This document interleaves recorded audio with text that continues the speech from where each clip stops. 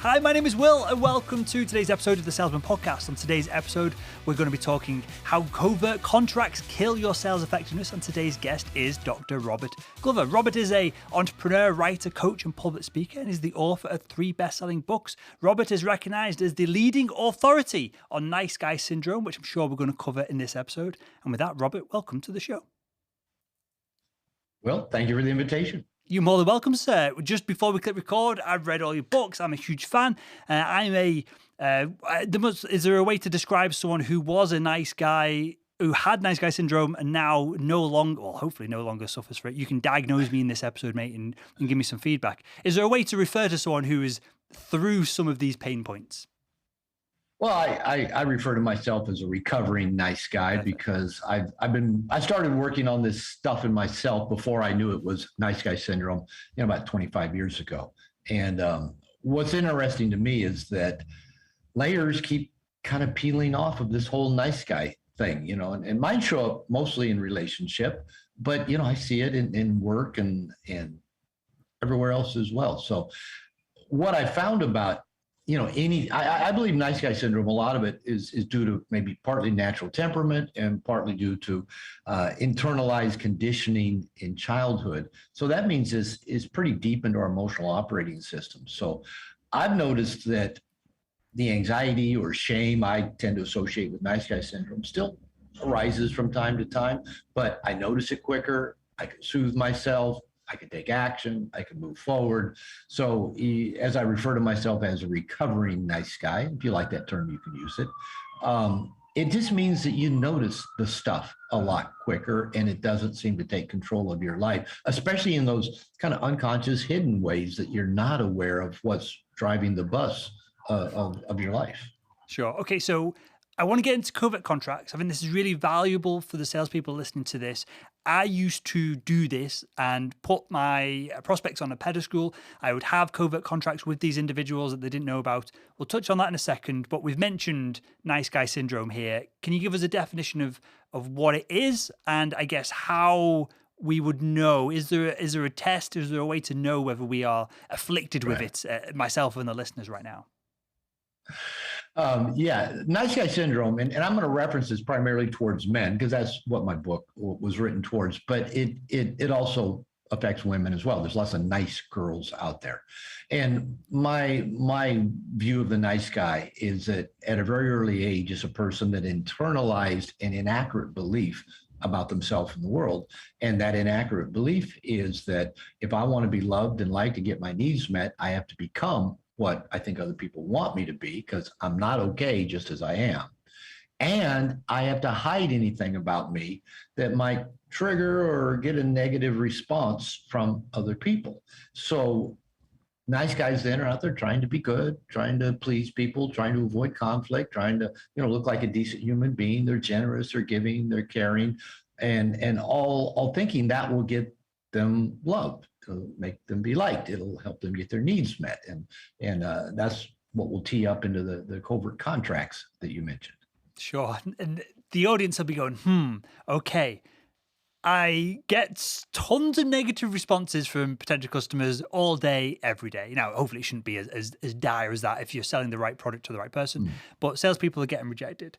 And conflict is part of sales. We need to negotiate. We need to balance value. We need to, adjust our offerings based on price. We need to go back and forth. So conflict in a positive sense, as in there'll be conflict with a positive outcome, is part of sales as well. So hopefully there's a couple of 10,000 salespeople listening right now who are nodding along as we go through this, Robert. Can you give us a definition then of what a covert contract is? Because I think this is like a part of nice guy syndrome, right? But I think this specific sliver of it is incredibly important for the audience. Well, let's tee that up of what the covert contract is, but let's tee up where it came from. And I used to think for many years in my life that, I could never be a salesman. Mainly because I hate being rejected. I want everybody to like me. I want everybody to have a positive response to me. I don't know how people get up every day and get rejected time after time after time. Now, ironically, these days when people ask me what I do, my doctorate is in marriage and family therapy, but I'm not in private practice anymore. I don't necessarily do marriage and family therapy anymore. I've written some books. I have an online university. I do consultation. I lead seminars and workshops. But if I have to tell them, if I boil it all down, I'm an online marketer. So, and here I am being a salesman. And so backing up to the covert contract, and I know a lot of people have told me that's one of the most powerful dynamics they got out of the book, No More Mr. Nice Guy, is this concept of covert contracts. And I know it resonated for me. It gives me clarity of certain unconscious patterns in my life that don't serve me and don't help me get what I want. But to back it up, a lot of the people I work with as children, and again, most of the nice guy syndrome is emotional beliefs we internalized at a very young age, maybe 3 weeks old, 3 months old, 3 years old, before our rational thinking mind was online. Our survival brain was working, our amygdala, the fight, flight, freeze part of our really old ancient brain. And this part of the brain controls just life functioning, heart rate, breathing, and it keeps us alive. And that was the most evolved part of our brain online when we're born. And it stores up emotional memory of early experiences. Now, not in words, not in pictures, but just in emotion. So it's really very primal inside of us. So at a very early age, a lot of children, for one reason or another, before they could think about it rationally, internalize the belief, I'm bad for having needs, or it's wrong for me to have needs, or my needs put burden on other people, or everybody else's needs are more important than mine, or other people's needs come before mine. And these are all emotional belief systems that we then later kind of put words to or create stories for, and then start manifesting in our life. Now, here is the hitch, the problem. We all have needs, and we have to get our needs met. And when we were little children, we were completely and entirely dependent on the big people in our lives, our parents, our caregivers, to recognize our needs and to meet those in a timely, judicious, and hopefully consistent way. Now, there's a great book out there, been around for a long time, called The Road Less Traveled by Dr. M. Scott Peck. Yep. I've been told it's the best-selling self-help book of all time. And he talks in there about when parents are meeting their own needs, are then attentive to their children's needs, and respond to those needs in timely and judicious ways. And I add consistent to that. A child emotionally internalizes the following beliefs about themselves. I'm valuable and lovable. My needs are important, and the world is like my family, meaning, hey, everybody out there is going to value me and want to help me get my needs met, just like it happened in my family. Now, if our parents were not attentive and did not respond to our needs in timely, judicious, and consistent ways, we internalized emotionally the opposite beliefs. I'm not that important. I'm not valuable. I'm not lovable. My needs aren't important, and the world's going to be just like my family. Nobody else is going to care about my needs either. Now, again, we all have needs. We got to eat. We got to sleep. We need love. We need physical contact. We need sex. We need adventure. We need stimulation. Maslow came up with a whole hierarchy of needs that we have. So we have needs. So how do we get the needs met when we believe we're bad for having needs, or that other people are going to get angry at us for having needs, or that other people's needs are more important than ours? And so we have to do it in a secretive, covert kind of way. And that's thus the covert contracts.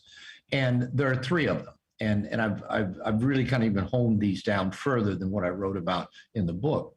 But the 3 basic covert contracts of the nice guy or nice girl syndrome are: number 1, if I'm good, I will be liked and loved.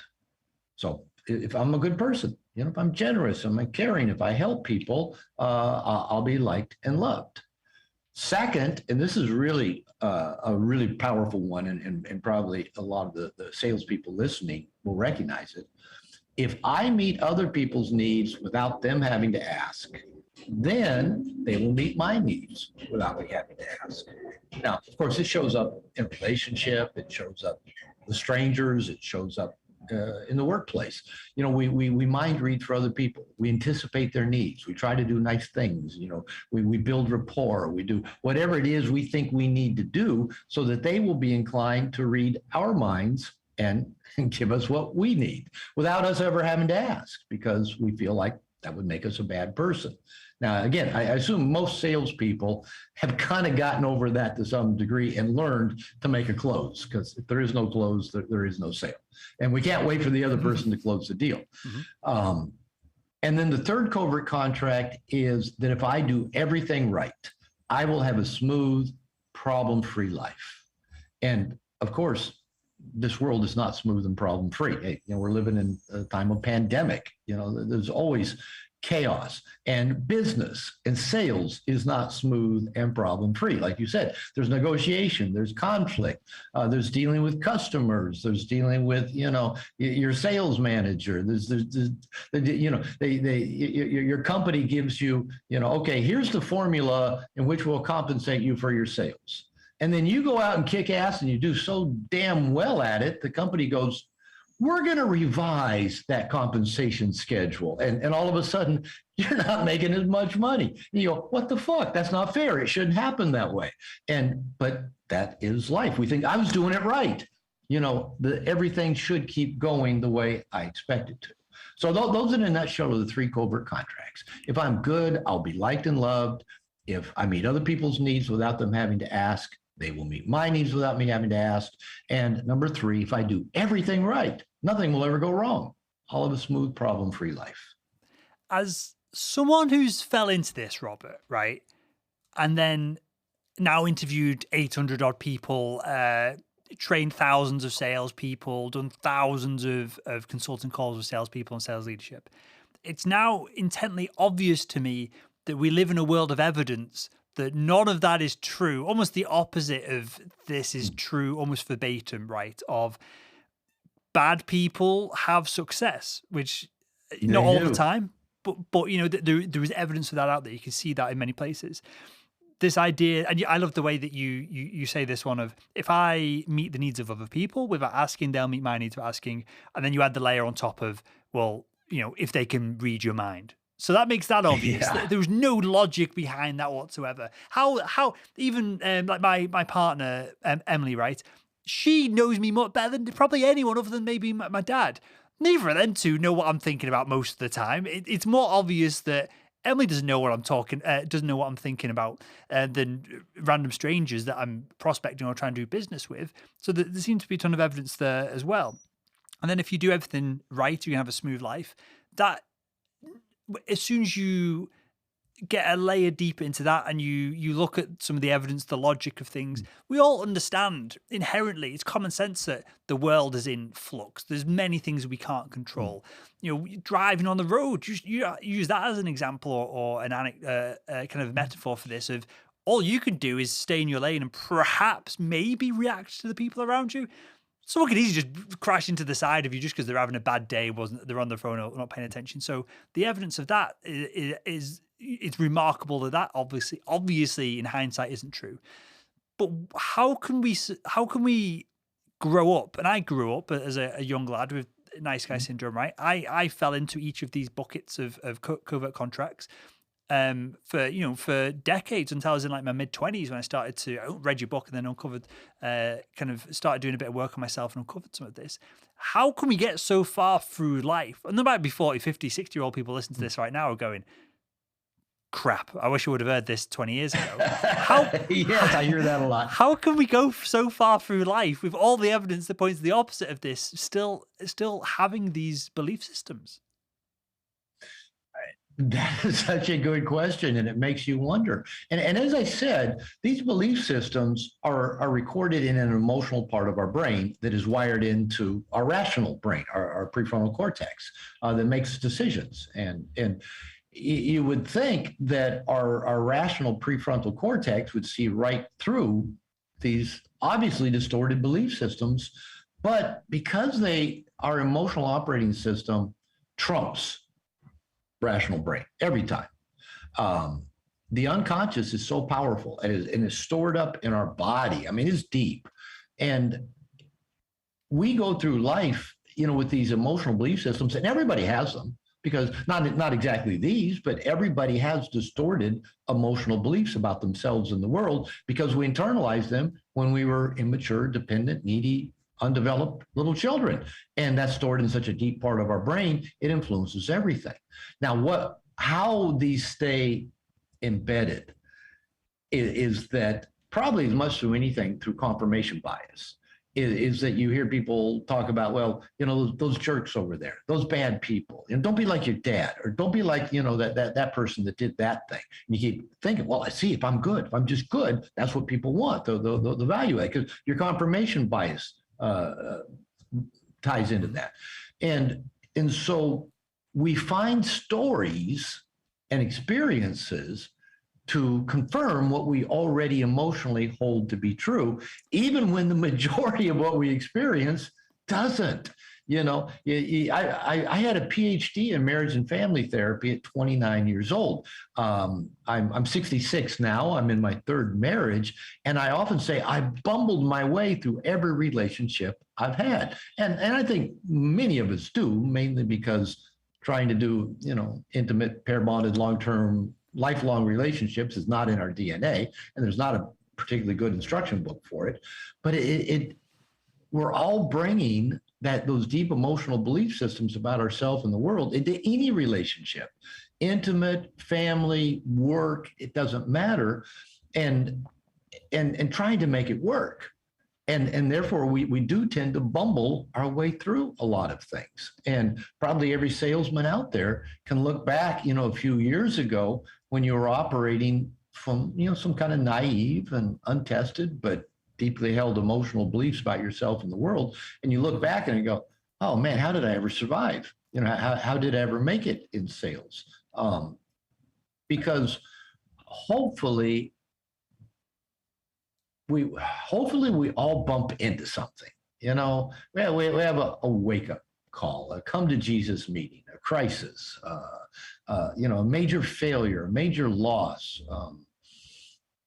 It come from a lot of different things, and it's like something helps us start reevaluating our emotional belief systems and our view of ourselves and the world. For me, it was my second wife said, I can't take you being a nice guy anymore. Everybody thinks you're such a great guy, but you don't always treat me well. You're passive aggressive. You can be mean. You can say hurtful things. You blow up at me. And she said, you've got to get to therapy, because I'm not going to talk. I'm not going to live with this. I'm going to leave. And I'm thinking, wait a minute, you're the one who needs to go to therapy. You're the one who's moody all the time, angry all the time, never available, never wants to have sex anymore, up and down. I'm going, okay, I'll go to, I was a nice guy. I'll go to therapy. I'll go find out why me being such a nice guy doesn't make you appreciate me more. It doesn't make you want to have sex with me more often. And luckily, I landed into some good places, a good men's program, good men's group, a couple of good therapists along the way, and quickly started learning that my paradigm, my roadmap of the world that was operating at a deeply emotional level was faulty in so many ways. All the ways I hid myself, hid my needs, hid my wants, never asked for what I wanted, gave to get, avoided conflict, tried to please, tried to get external approval and validation. All those things just had a bright spotlight put on them. And I started seeing where they came from and why they didn't work so well. And I think it's the fortunate person that has some sort of crisis, some big stick upside the head, some major loss, some illness, some financial crisis, something that wakes us up, and we go looking and hopefully find a more accurate roadmap, a more accurate paradigm for living in this world in ways that allow us to live up to our potential, get our needs met, have the things that we want. Well, hopefully this episode of the show is a big stick whacking people on the head, and we'll do a little bit of that motivation and paradigm changing for them. And with that, Robert, I'd like to, if possible, go through each of these 3 covert contracts and see how it relates specifically to salespeople. I think it's relatively straightforward, but then I've read your book and I've worked on this, so maybe it's not as straightforward. Maybe for someone who's new to this, you can add a layer of common sense to this and speed up the process rather than me just whacking them over the head with a stick. Maybe you can dangle a tag carrot team in them, front right? of them. You come at them from that side of the stick, I'll come from that side with the stick. Okay, mate. So this first one, if I'm good, I'll be liked and loved. Now, you're not saying here that if you're the inverse of this is true, that if you're bad, people are going to like you and love you more. Tell me if I'm wrong. What you're saying is you can be liked and loved regardless. You are worthy of being liked and loved regardless if you just be yourself. Explain that one. Let's take it, because all the covert contracts have many layers to them. And so, for example, my profession is mainly working with people in the relationship. So that's usually where I'm talking about covert contracts. And, for many of the nice guys I worked with, that they were told, don't be like somebody, dad, the other bad men out there, whatever. And so we're trying to be different than. So we create this model of what does it mean for me to be good, right? And we're the scorekeepers of that. We have a big scoreboard, here in our home, or in our office, where we go, look, I helped that person out. Look, I did that for them. Look, I sacrificed myself to make that easier for them. Yeah, I was willing to give that up. I was willing to work the extra hours. I was willing, to blah, blah, blah, blah, blah, blah. And we think that makes us good. Now, all the covert contracts are an if-then proposition. And one thing I didn't say is that usually we're unaware of the covert contract. It's covert, and everybody else out there is completely unaware of the covert contract. So where I see it a lot, for example, like with single men, they go, I'm a good guy. I'm not like the jerks I hear women complain about. I do this, I do that, and then I go out and they don't even notice me. I don't even exist. They ignore me, or they just put me in the friend zone and don't want to be my girlfriend, don't want to have sex with me. Or married men will say, I do this for my wife, I do that for my wife, I treat her better than her ex, I'm raising her kids, I do that, and go, but she's still upset all the time and never in a good mood and never wants to have sex. And so there's this, I've done this, this should come back to me. And it ties into, yes, a sense of deserving or worthy, but paradoxically, we don't believe we're worthy or deserving, because here is one of the core flaws in the thinking. It's not really thinking, it's more of an emotional of covert contracts, is that nice guys are typically terrible receivers. And we don't give to ourselves very well. We give to everybody else first. We don't accept other people giving to us very well. All the while, we're trying to get them to give to us, because down to that core emotional belief is, I'm bad for having needs. My needs aren't important. People will be angry at me if I have needs. Their needs are more important. Excuse me. So I think just about every woman I've had in my life has told me, Robert, you're difficult to give to. Okay, when you start hearing messages like that, Robert, if your name isn't Robert, they say your name, you're difficult to give to, or I can never do anything for you. That's because it goes against our core belief of ourself in the world. People aren't supposed to be giving to me. So here's the thing. All the while we're doing this covert contract, if I'm good, you'll like me and love me, and you'll sign the contract, and you'll appreciate me, and you'll value me, and all that stuff. To actually have the good things happen runs contrary to our belief about ourselves and the world. So this is a core piece that we do have to go work on, that it is okay. Not only okay, it's essential that we get our needs met. And for me, that began with me doing good things for me. And an example was, really early in my nice guy recovery, my wife and I were both in therapy, and I came to the realization I was doing a lot of giving to get. And so I went on a 1-year, 12-month giving moratorium, where I quit giving anything to anybody other than when my kids needed things. But I didn't give my wife gifts. I didn't give her Mother's Day cards. I didn't give her surprises. And she knew that. So, she was in, because she didn't like all my covert contracts either. And so for a year, every time I had the impulse, my wife would like that, or I could get that, or that'd be a nice surprise, I had to stop, resist the urge, and then I had to do something good for me, right? That was the hitch. Mm-hmm. I then had to turn around and do something good for me. Now, from that practice of doing that, and I've been doing that for 25 years, I've also learned to start practicing asking people for what I want and saying, can you do this for me? Can you do this for me? And then add to that, when people offer to do things for me, I've learned to say yes and to let them. And just kind of almost a trivial little example. My wife is Mexican, and she grew up in Mexican culture where she likes to, do nice things for her man. And she likes to do things with me, and she likes to, just make my life better, which those are all good things, right? And so like, I'll be taking a bag of garbage out from the kitchen, just going out the front, door, got to open the front gate, go put it out on the street. It's not difficult to take a bag of garbage out and put it on the street. But frequently my wife will say, do you need help? And if I answer that rationally, you go, no, I don't need any help. This is a really simple task. I'm just taking garbage from the kitchen, opening the front gate, putting it on the front sidewalk. Mm-hmm.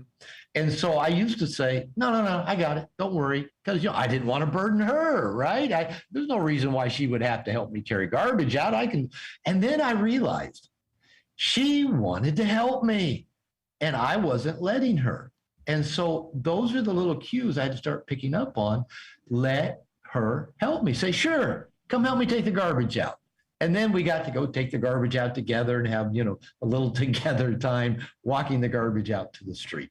But that's an important process, as small and trivial as that might seem, is that it is part of how we recondition that emotional operating system. So practice making your needs a priority and doing good things for yourself. Now, you can't meet all of your own needs by yourself.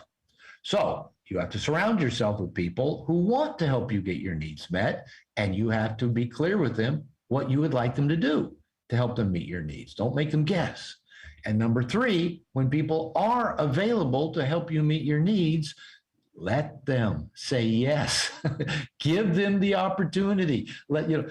People find fulfillment in giving to other people. Don't rob other people of that fulfillment of giving to you. Practice saying yes. And those 3 practices have been really powerful in my life to rewire that belief system that I'm bad for having needs, or other people don't want to help me meet my needs, or other people's needs are more important than me, or people can have a negative reaction if I have a need or ask for what I want.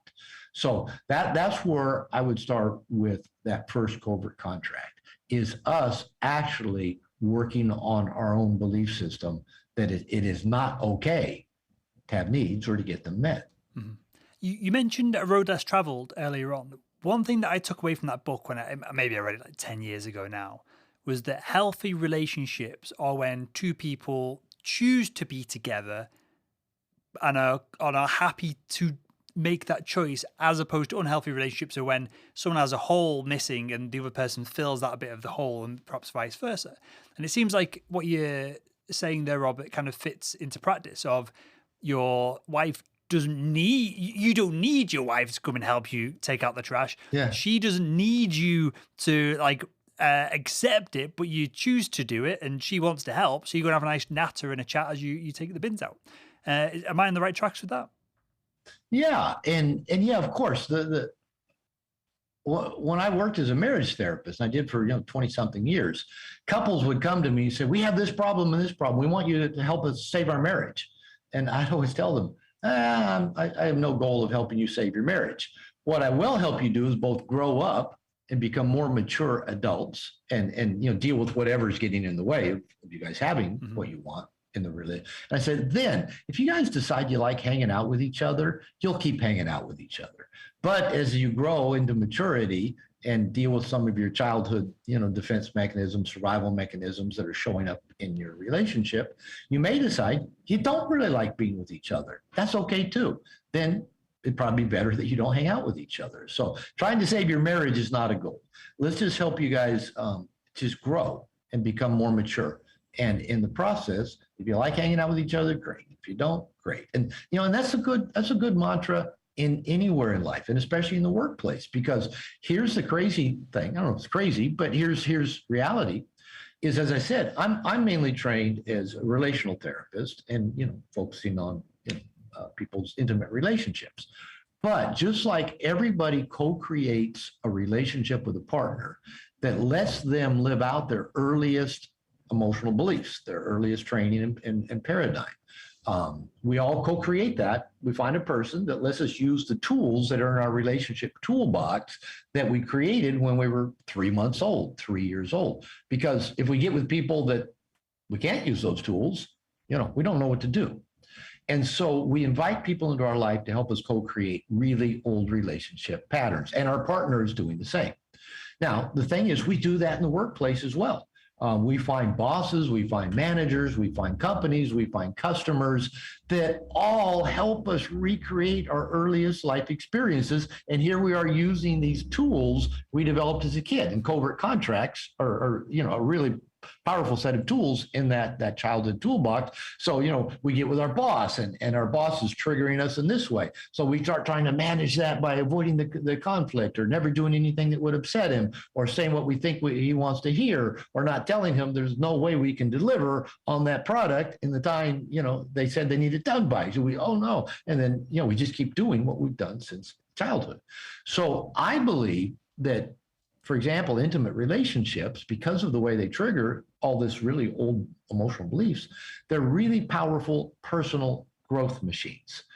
I also believe every relationship we have, and work is often just as, in a sense, intimate as, the person we might live with, because we're also recreating really old stuff with them, which means even how we relate to a coworker, our manager, the CEO, a customer, is if we do it consciously and use it as an opportunity to grow and deal with our old paradigms, that's a powerful personal growth machine. And so, for example, I teach guys about dating. I say, hey, when you approach dating, don't approach dating like you're trying to get a woman to like you or trying to get a girlfriend or trying to get a woman to sleep with you. How about you just go out and you're using that experience to just challenge yourself and grow and work on skills and practice saying yes and practice, things you want to practice. Hey, we can approach sales in the exact same way. Instead of approaching my customer like I got to get them to, buy, I got to get them to sign the contract. How about we approach our customers from the point of view of what can I learn from this experience? How can I grow? How can I challenge myself? How can I look at my covert contracts and stay aware when they tend to come up? And the really ironic thing is when I teach men to approach dating in that way, they often quickly become highly successful at attracting women and having good experiences where in the past they weren't. I think the same thing could happen in sales and business as well, is when we let go of any attachment to outcome and just say, hey, I'm just going to lean into something here. I'm going to practice something here. I'm going to get out of my comfort zone here. I'm going to watch how my anxiety comes up here, how my fears come up here, and I'm just going to soothe myself and do it anyway and see what happens. And what a beautiful template to take into how we interact with coworkers, managers, customers.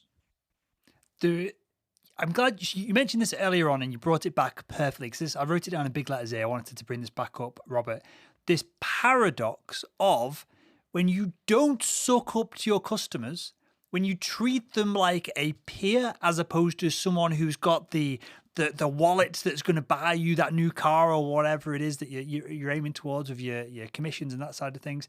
When you don't stink of what we call commission breath, where you're desperate to get a deal done. Commission breath. I love that. Is that a new one for you? Well, there's the same kind of terms, like in the dating world that, you stink of desperation. And women, customers, doesn't matter the context. People can smell desperation. And the other thing is, I've been saying for years, anxiety is contagious. Mm-hmm. If you're approaching a sale with a strong attachment to outcome, the Buddha said attachment's the cause of all suffering. I add it's also the cause of all anxiety. Mm-hmm. So if you go, I got to get this sale, I got to get them to sign, I got to make it happen, not only are you going to suffer, your anxiety level will go up. And when your anxiety level goes up, you actually become less effective and your customer will sense your state of anxiety. They will then feel anxiety, not know why. And when people feel anxious, they don't want to sign on the dotted line.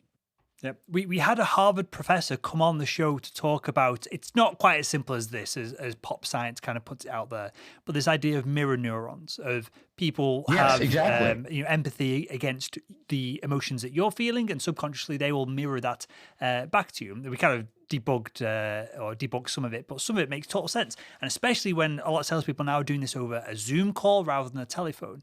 A lot of these emotional triggers, a lot of these the emotional intelligence of the person that you're engaging with, it comes across more over video than a call, so it's even more impactful. And you can use it as a tool to push the buyer one way or the other way, and not manipulate, but perhaps nudge their emotions. If they're having a crappy day, you come up all charming, happy, smiley, and full of good energy, you can nudge their emotions one way or another as well. But I love this idea of this paradox.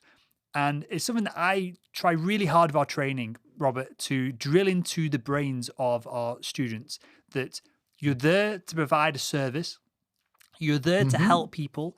If you start your call by going, "Oh, I'm so glad that you managed to speak with me and you found some time in your diary," or if you try and book a 30-second call to see if you're a good fit, as opposed to just saying, "Hey, it takes 10, 15 minutes for us to have an adult conversation about this," you're immediately framing yourself up as a bit of a loser in the space, right? If you are truly an expert on your product, your industry, if you truly have insights that are valuable for the customer, then you're going to approach the whole sales process differently. And this is what we teach. The analogy that I like to use is, if, I don't know, one of the listeners calls me up and goes, "Hey, I've got a stock pick for you. You've got to buy this stock." I'm going to go, "Okay, I hope you enjoy the show. I'm glad you're a fan. I'm definitely not going to buy this thing."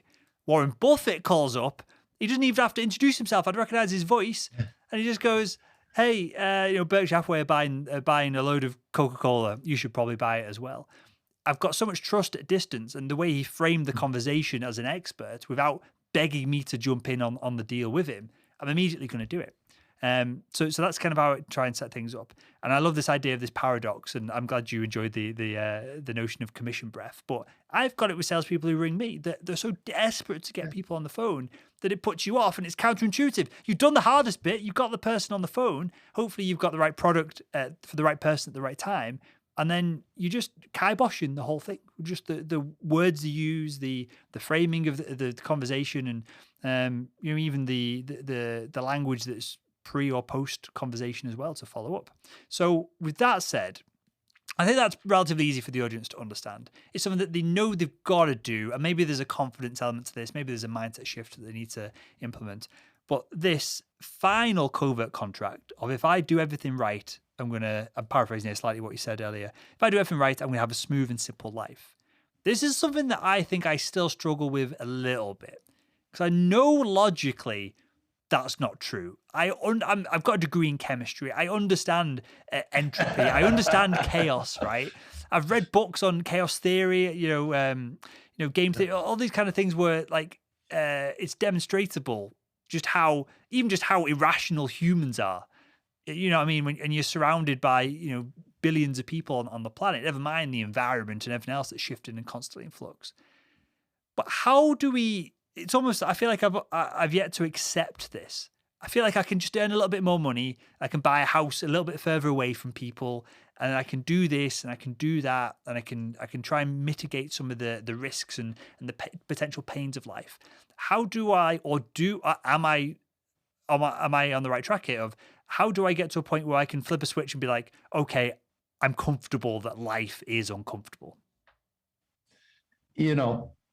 That's such a good question. I'm smiling through all of it because me too. I'm still thinking, how come she got mad at me? I did everything right.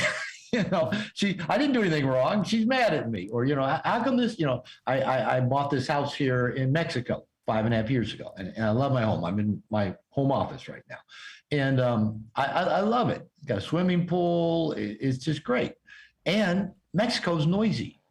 There's a bar across the street that 3 nights a week plays really bad live music till 2 a.m. And it's like, that shouldn't happen. I don't want that happening. Yeah. Dogs bark, places I've lived before in Mexico, roosters crowing at 2 a.m, neighbors playing their music, loud. And it's just like, there's this part of me that shouldn't be happening. But I live in Mexico and it does happen. And I've looked at that, and I'll get into I call it my wishful thinker. The corrupt government here, instead of stealing all the money they take, should like actually come and repair the roads every now and then. And then I go, oh, well, that's not going to happen. Government in Mexico is corrupt at every level. The government is used to benefit the people in government, not the people being governed. But there's that part of me that says it shouldn't be that way. It shouldn't be that way. And I think, for me, it's almost childlike, almost Peter Panish. It's like, hey, everything should be good in this world. Everything should work well. Everything should always work out. People should always treat each other nicely. People shouldn't be unconscious. And, it's funny, my wife and I we've learned to laugh at this. Early on, it was actually a little bit of a conflict between us. My wife grew up 8 out of 10 kids in poverty in Guadalajara, Mexico, an alcoholic father, being picked on, abused by family members, neighbors, family steals from family, neighbors steal from neighbors. That's just her worldview. And I grew up kind of more of a, white bread, suburban, lived, in a suburb of Seattle, Washington, and everybody I grew up with, their dads were Boeing engineers, and it's like my world experience is, people sometimes go unconscious and do things not thinking about the consequences of it, but I don't think they're evil or bad. They're just unconscious. My wife thinks, no, they're all evil. They're all cabrones, as she would say, assholes. And so we'd have these arguments while driving. Why did that person just cut us off? And she said, because they're a cabron, they're an asshole. And I go, well, I think they were just unconscious. They just weren't paying attention. And we both have kind of learned to laugh at our different worldviews. And I've adopted a little bit more of her worldview, that there are bad people out there. There are people out there that consciously and willingly hurt other people and do bad things. And she's actually coming to understand, yeah, sometimes people just aren't paying attention. They're just unconscious. They're not thinking ahead about something or the consequences of their action. And so I think growing up is partly accepting we do live in a world where there's evil, there's chaos, there's hurtful people doing hurtful things to other people. And we live in a world, as you said, just from a physical, material point of view, that is ever changing. We have pandemics, we have viruses, and the nature of a virus, viruses are the basis of all life, but yet here we are trying to kill a virus. And because we don't want life to be chaotic. We don't want grandma to die 30 days sooner than she was going to. And I'm not trying to be dismissive. I had a sister-in-law pass away of COVID a year ago. And so, this stuff is real and it touches close to home. But the reality is, we have a worldwide pandemic. There's been many others in the history of this planet. There'll be many more. And as you watch the panic of people, it's like people going, this shouldn't be happening. This should be fixed right now. We shouldn't have to do this. We shouldn't have to wear masks. We shouldn't have to get vaccinated. We shouldn't have, and I'm not trying to make a political point of anything about it, other than it is still wired into our emotional operating system. Life shouldn't be difficult. Life shouldn't be hard. And even going back to Scott Peck, first paragraph of the book, The Road Less Traveled, goes something like this: life is difficult. And he says, this is a truth. This is an important truth, one of the greatest truths, because once we accept that life is difficult, life ceases to be difficult because we're not fighting against it. He ripped off the Buddha, for that. Sure. Life is suffering. And once we accept that life is suffering, we transmute it into joy. It doesn't matter how you say it. Once we accept that life is going to be difficult, life is going to be challenging, and kind of like I love the serenity prayer of the 12-step program. God grant me the serenity to accept the things I can't change, the power, the courage to change the things I can, and the wisdom to know the difference. There are things we can influence. There are things we have no power or control over. Those are the things we learn to accept, surrender into, and quit fighting. I can now sleep through the loud music from the bar till 2 a.m. I mean, earplugs help, but I quit getting worked up about it now. It is what it is. And if I'm not worked up about it, I go to sleep. If I get all resentful and worked up about it, it keeps me awake all night long. So if we can use life's difficulties and challenges, the losses, the setbacks, the disappointments, and embrace them as just part of our powerful personal growth machine to grow us up and help us live in reality, that's how we begin to learn to surrender and embrace the things we can't change, that we can't control, that we wish weren't happening. Robert, have you read the book, and I apologize for the audience about the language now, but The Subtle Art of Not Giving a Fuck? Yeah, I was really sick 4 years ago. I had a tumor blocking my small intestine, come to find out, but nobody could find it. And so I was sick for like 3+ months, lost over 30 pounds, went to doctors in Mexico, America. Nobody could figure out what was wrong with me. That was one of the, talk about things, life, this should not be happening to me. Sure. That was one of the most challenging things in my life, to not be able to eat, not be able to use the restroom, to be fatigued all the time, to lose over 30 pounds, to not know what was wrong, to know, is this killing me? Is this, am I just going to live with this forever? Is somebody going to find an answer to it? Man, I did a lot of surrendering, a lot of accepting. But during that time, not only did I take a lot of naps, I did a lot of reading. And, people had asked me, Robert, do you know Mark Manson? He mentions you in his book, Models, which was the first book that he wrote. And I said, yeah, we've actually had an email exchange or two, but I don't know him personally, but I'd never actually read the book Models. So during, and then of course, Mark wrote The Subtle Art of Not Giving a Fuck. So during that time when I was dying, I read both of the books, and I love his approach. And finally found out in Models, where he mentions me, it's in the epilogue, the very end of the book. He says that No More Mr. Nice Guy is probably the best book for men's emotional development out there. And I go, thank you, Mark. And then when he got famous with The Subtle Art of Not Giving a Fuck, and then people probably went back and read Models, that probably sold a lot of books for me. So I'm very grateful for Mark Manson. So yeah, his approach that, we often give too many fucks about too many things that either aren't that important or that we don't have control over. It's another way of saying the serenity prayer. Yep. If I do something about it, let me do it. If I can't, giving too many fucks about it doesn't serve me. Yeah, I love it. So I didn't know that your story there, but it's amazing to see the feedback loop of content and insights that goes back around, right? Because I had Mark on the show maybe like 2 years ago. I had him on the Salesman Podcast, and I'd read the book, but I don't think it sunk in, right? And I was chatting with him, really nice guy. I had a good chat. We ended up talking nothing to do with the book. We were just chatting all kinds of stuff, right? Well, I revisited the book maybe about a month ago. Really enjoyed it, even more so second time around. And just as you were saying then, this idea of, with this third Covert contract of, if I do everything right, I'm going to have a smooth and simple life. Mark's idea of, well, you're going to give a fuck about something. And there's only so many fucks that you can give. So if you choose to give a fuck about things that are more useful and empowering to you, not having a simple, smooth, pleasant Disney life is less of an issue, because you just not focus on that, and you can focus on something that's more valuable. Fulfilling is a kind of a bit of a woo-woo word, right? But there's an element of that we want to cultivate in our lives.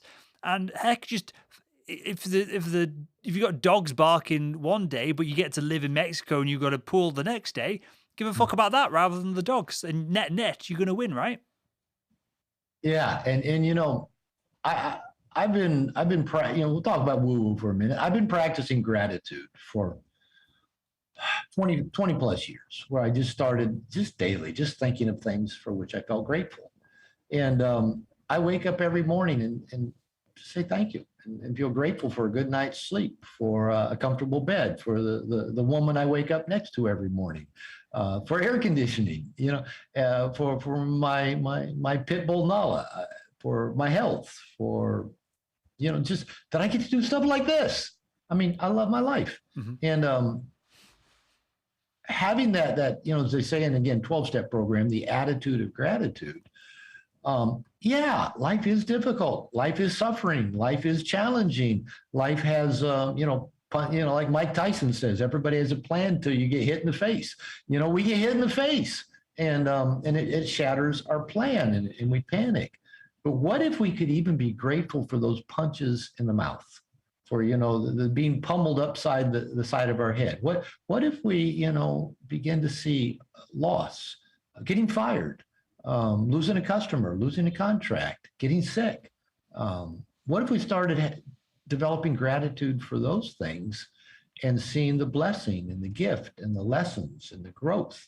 And I mean, how many people listening to this years back struggled with something really difficult, really painful, and they were thinking the whole time, I wish this wasn't happening to me. Why is this happening to me? It might have been, the loss of a relationship, a breakup. It might have been a loss of a job. It might have been a personal illness, a loss of a loved one, a financial crisis. And they're going, why do I have to deal with this right now? This is difficult. I don't want to be here.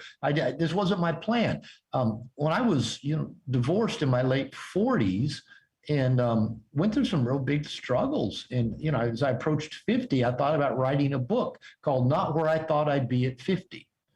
And I am glad for every one of those struggles I went through at that time in my life, because they've all helped give me a direction and a foundation and a mindset that's created the life I live right now, which I absolutely love. I love. And even like that near-death experience 4 years ago, what a blessing it was. It rearranged. When I came out of surgery and woke up, and first thing I woke up, I thought, I'm alive, that was a plus. And then, but it just hit me, and I'm back. My mind was clear. I mean, I was still under anesthesia, but I thought, I'm back. I don't have this fog, this thing I've been having for several months. I laid in my hospital bed that night and reorganized my business, how I was going to approach it, how I was going to, just reorganize how I was going to, most people are retiring at my age. It's like, I'm on fire because I almost died. Right. And it is those experiences, instead of saying, why is this happening to me? We can say, what can I learn from this? How's this going to take me down? And your listeners probably have all had an experience that they did not enjoy going through. And now they're grateful that they did, because of the way it pointed them in a new direction, gave them clarity, gave them skills, gave them empathy for being able to relate to other people better, and therefore be a more effective salesperson. For sure. So if we can accept life being difficult, life ceases to be so difficult. I've never had a near-death experience, but I've had plenty of crappy experiences, right, on a few steps down from that. And what I find interesting is some of those tough times as crappy experiences, I now look back at them and it's hilarious. It's like it's a source of humor to look back and go, how stupid was I to do that? Or remember this when this happened and it was a pain in the ass. The boiler broke, or I had a leak in the office, or we had this and this. You look back and laugh about it all. And if you hadn't have gone through some tough times, you also don't have the dynamics of the good times as well. There's no counterbalance to them, and so they don't perhaps impact as much. Well, with that, Robert, I'm conscious of time, mate, because you said before we click record that we're probably going to speak for longer than what we planned to. We've already done it, and I'll wrap things here, mate, because if we start on another train of thought, we're going to be speaking for another 45 minutes, which I'd be more than happy to. But I'm conscious of your time there, mate. Tell us with that then where we can find out more about you, the training that you do online, and the workshops and that, and the online university, and then tell us a little bit about the books as well, in particular, Mr. Nice Guy, as we've touched on that a bunch in this episode. Sure. Yeah. Just I'm at drglover.com, drglover.com. If they Google Robert Glover, if they Google No More Mr. Nice Guy, I've got like the top 10 spaces on both those pages. Even beat out Alice Cooper's No More Mr. Nice Guy. So just go to drglover.com, and it talks, about my workshops, my seminars, my online university. I teach one online class that's actually coming up. I don't know if people are going to be listening to this in real time, but coming up soon, called Nice Guys Don't Finish Last, They Rot in Middle Management. And this is the first online class I developed almost 20 years ago, and it's been popular ever since. And it applies the nice guy principles to, having the success we want in work and career. So, drglover.com, and, the book's on Amazon, and No More Mr. Nice Guy is my first book for anybody out there who are single. Second book is Dating Essentials for Men. Most recent book is Dating Essentials for Men, Frequently Asked Questions. And what's interesting is, my books on dating are actually really great for people in relationship and people in business, because the skills I teach men in terms of dating, how to interact and get what they want, are actually great sales and marketing skills. I teach testing for interest, something that I call testing for interest. And I tell dating guys, this is the basis of all sales. And I teach the assumptive close to men, talking to a woman. Take out your phone and say, oh, yeah, of course you're going to give me your number. You already start, putting it in your phone before you don't just go, can I have your number? Would you want to go out with me sometime? And so the assumptive close is, a powerful for sales tool. So, that's me. So then just go to drglover.com and you'll find a link to everything. Amazing stuff. Well, I'll link to all of that in the show notes to this episode over at salesman.org as well. And with that, Robert, I appreciate your time, mate. I appreciate the insights. I appreciate you going through some trials and tribulations, ups and downs and pains in your life, so you can help support us young guns, right, with your knowledge and insights. I appreciate that, mate. And I want to thank you again for joining us on the Salesman Podcast. Well, thanks for the invitation.